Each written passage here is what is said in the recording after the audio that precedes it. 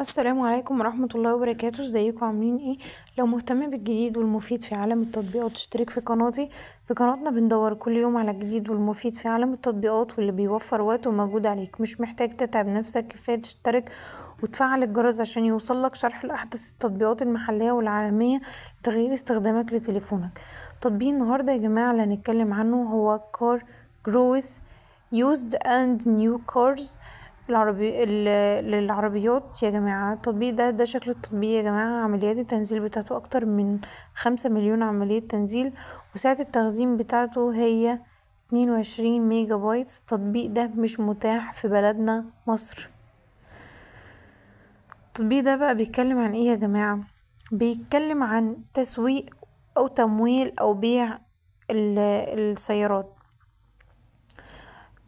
لو انت بتدور على عربية مستعملة او عربية جديدة، فالتطبيق ده هيوفر لك الحاجة اللي انت عاوزها.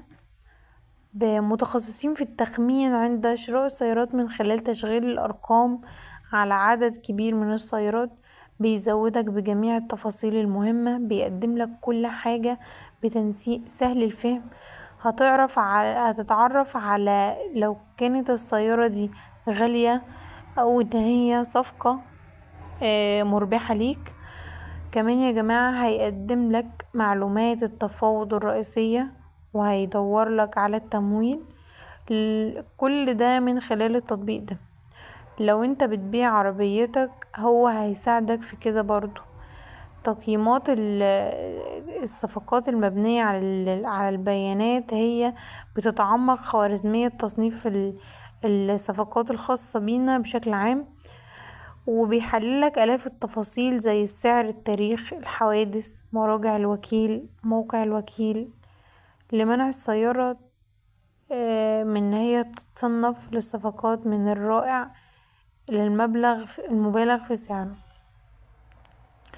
عايزة اقول لكم يا جماعة ان التطبيق ده للناس اللي بتدور ليها على الراحة وبعيد بقى عن وجع الدماغ وكده.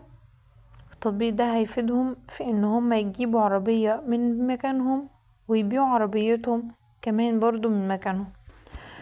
التطبيق ده هل هو مفيد ولا لا؟ مفيد لأصحاب الناس التاجرة في العربيات، والناس اللي عايزة تبيع وتشتري، والناس اللي الموضوع ده بالنسبة لهم، في ناس كتيرة بالنسبة لهم ده شغل ليهم، فالتطبيق ده هيكون مفيد ليهم.